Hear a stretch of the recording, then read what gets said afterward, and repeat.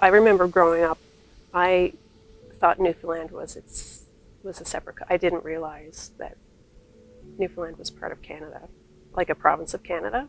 So I think that independent kind of idea of Newfoundland lingered, and I always thought Newfoundland was separate from Canada, even though nobody actually said that. But in the 90s, I think. So I graduated high school in '92, which was around the same time as the Todd moratorium. So that was really disillusioning for so many people in this province. It was the livelihood. I remember visiting my grandparents out in Upper Island Cove and going down to the wharf, and it would always be strewn with fish guts in the 80s. And then in the 90s, it was empty. So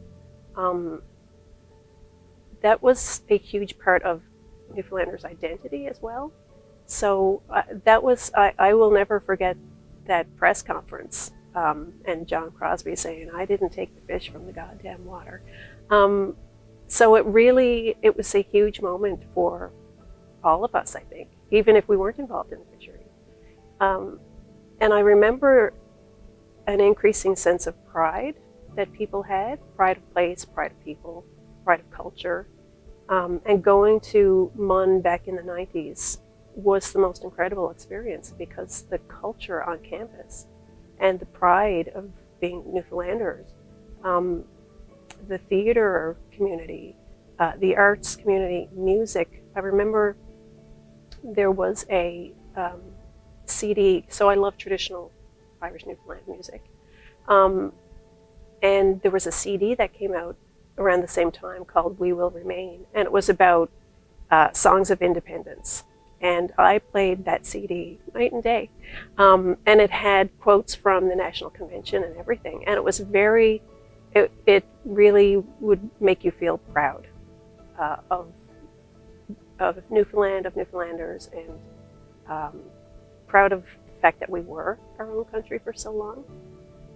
So that was the general feeling back in the 90s, and it was pervasive, I would say, here in St. John's. In town, there seemed to be a different attitude in St. John's compared to rural Newfoundland. And I did know that a lot of people in the outports they were very proud to be Canadian. And I didn't really feel that so much growing up in St. John's. I felt proud to be a Newfoundlander. And that I think I loved.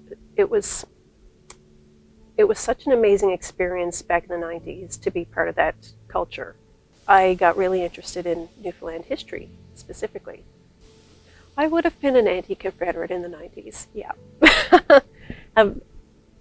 I think I equated it with our amazing culture,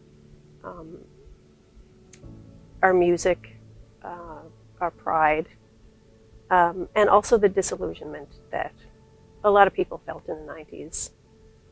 When our main industry closed, that's not what anybody foresaw with Confederation. It started to change when I started doing my own research.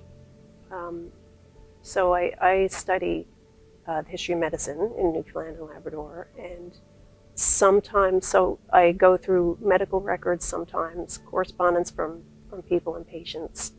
And it was eye-opening to me, some of the circumstances that people were living in, and some of the circumstances that children were living in, and there was limited resources for them. So it was really those archival materials that got me rethinking this was not a bad thing. The main thing that I see that a lot of people have not talked about very much previously is the impact on women and children and families and the elderly and anybody with a disability.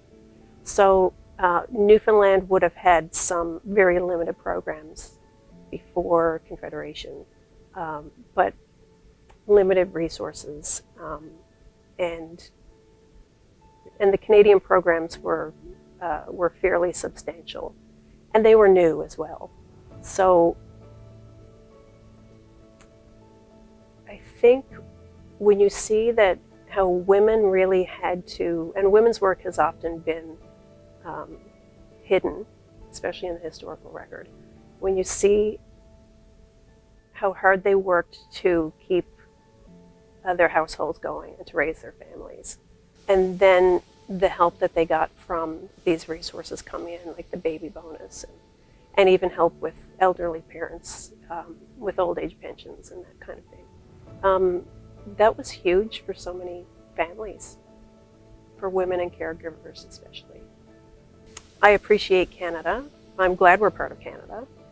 I don't think it would have been easy for a small country like what we were in the post-Second World War period. It would not have been easy for us, I don't think. And some people argue that, well, we would have had control over our economy, we would have had control over tariffs and trade. And that's true, but we were also a really small country with no clout. So I'm not sure. Some people say we would have been better off economically. I'm not convinced of that. But I do know that ordinary people were better off economically, widespread.